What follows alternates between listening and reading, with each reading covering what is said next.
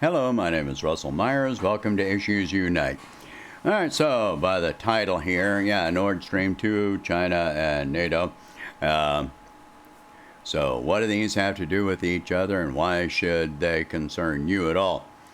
I will get to that. So, in each case. So, first of all, just a few days ago, Russia they laid the final pipe on the Nord Stream 2 pipeline going from Russia to Germany. So the impact of this, why it should concern you, they've still got a few days or weeks before they're going to use the pipeline for final testing to make sure that it doesn't have any leaks and so forth and so on. But the reason that it has a concern for you is because this is going to double the amount of natural gas being sold from Russia to Germany, to Europe. The Nord Stream pipeline has been delivering natural gas to Europe for years, and now this pipeline carries an equal amount of natural gas, so double the amount of natural gas. So the impact of this means that the amount of natural gas being sold to Europe by the United States is going to be impacted significantly, because the cost of the natural gas being delivered from Russia is a lot lower than from the United States. And that is why the United States had opposed the Nord Stream 2 pipeline. You can forget all of this stuff about, that makes Europe dependent on Russia. You prefer them being dependent on us, dependent on Saudi Arabia, etc. Russia's not engaging in any wars for oil, for resources, and yet we are. Russia's not imposing sanctions which impact European trade.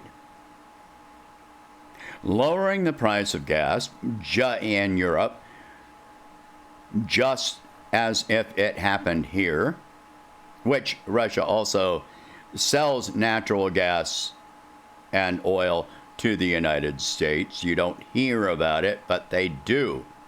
We have a trade deficit with Russia. So, to the European citizens, paying less for natural gas, especially with the winters they experience, is a good thing. They are, by and large, the European people are not opposed to this. So this is going to impact the amount of natural gas being sold from the United States to Europe, which in turn impacts the value of the petrodollar. And the value of the dollar on the international market is derived almost exclusively from the petrodollar system. So this will impact the actual value of the dollar to some degree, which has already been seeing a decline. The dollar has become less of a reserve currency in the past couple of years, but it's been declining over more than just the last year or two. There are more and more countries that are moving away from the dollar in numerous ways.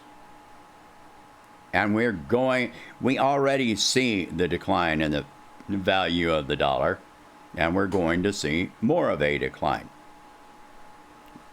Many people are going to argue against that and say that it's not true, but it is true. You see this in the effect of your purchasing power. The dollar has declined by 95 to 97% in value in the past century or so. You think 100 years ago you could buy a loaf of bread for 5 cents, 3 cents, something like that. And now a basic loaf of bread costs at least $1. So that is a decline of 95 to 97%. The more you pay, the more it means that the dollar value has declined. The more inflation, every time you see inflation of any kind, the value of the dollar has declined in real terms. It doesn't matter what Wall Street wants to tell you. It doesn't matter what Washington wants to tell you. If you can buy less, the value of the dollar has declined. If you need more income to survive, the value of the dollar has declined. If you have to work multiple jobs, the value just to make ends meet, the value of the dollar has declined. All right, so China and NATO. NATO issued a directive to China that NATO is demanding more transparency, and for China to reduce and cancel plans for new nuclear weapons. China has a fraction of the number of nuclear weapons that the United States has, and far less than Europe. And yet China's pretty open. They have a no first strike policy. The United States does not. Is Europe demanding transparency from us? Is NATO demanding transparency from Israel, that we know has nuclear weapons, and yet they have denied it for decades, and we know that they have at least 120 nuclear weapons. We know it. Colin Powell said that they have nuclear weapons. This is absolute knowledge. What are their plans for those nuclear weapons? What are our plans for nuclear weapons? To this date, the United States does not have a no first strike policy. We are the only nation on earth that has ever used nuclear weapons in a first strike. The nuclear readiness review from the United States from, I think, 2017 stated that the United States holds the option to use nuclear weapons as a response to conventional warfare and to support the American way of life. That means they hold the right in reserve. Our government holds the right in reserve to use nuclear weapons as a response to trade competition. Make no mistake of this. That is exactly what that means. When you look through the nuclear readiness review, when you look through the change in the Department of Defense mission statement, you cannot come to any other conclusion. Anyway, so China, in response, said no. You don't get to tell us what to do. Europe should have gotten the message earlier this year when they had trade talks with China that had been going on for years and were near completion. And Europe tried telling China what to do, and China walked away from the talks. Nobody's going to tell China what to do. You can accept trade with them on peaceful terms and not involve all of this ideological bullshit, or you don't. There are your options. China's open about it. Put it on the table. There it is.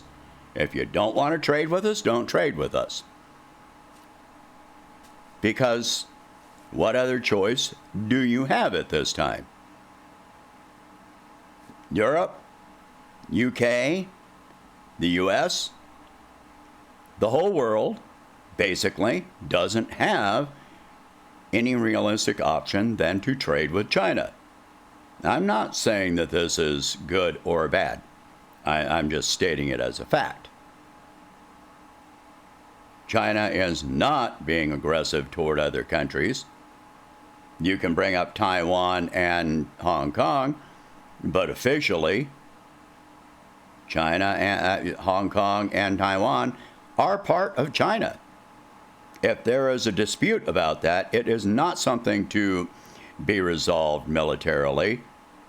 It is something that should be resolved within the construct of the United Nations, within the International Court. That is how it should be resolved, not with our gunships and, out in the South China Sea. China's not being aggressive to us. They're not off the coast of California. They don't have warships in the Gulf of Mexico. So all this military response to political and trade disagreements has no place. That is U.S. hegemony and imperialism. That is all that is. And we pay for it in many, many ways. All right, so the more that we keep on with this militarism, the more China is responding. The more that NATO responds with militarism, the more China is going to respond politically and with trade. They have not made any militaristic response aside from defensive moves. Basically, their defensive moves have been to go on high alert when there are military war games in their own region. That's completely reasonable. But they have imposed a 25% tariff on steel exports. They've been reducing the amount of rare earth minerals that they're exporting. And that impacts you as a consumer because you pay more for everything. Look at the price of new vehicles in this country and how that has increased.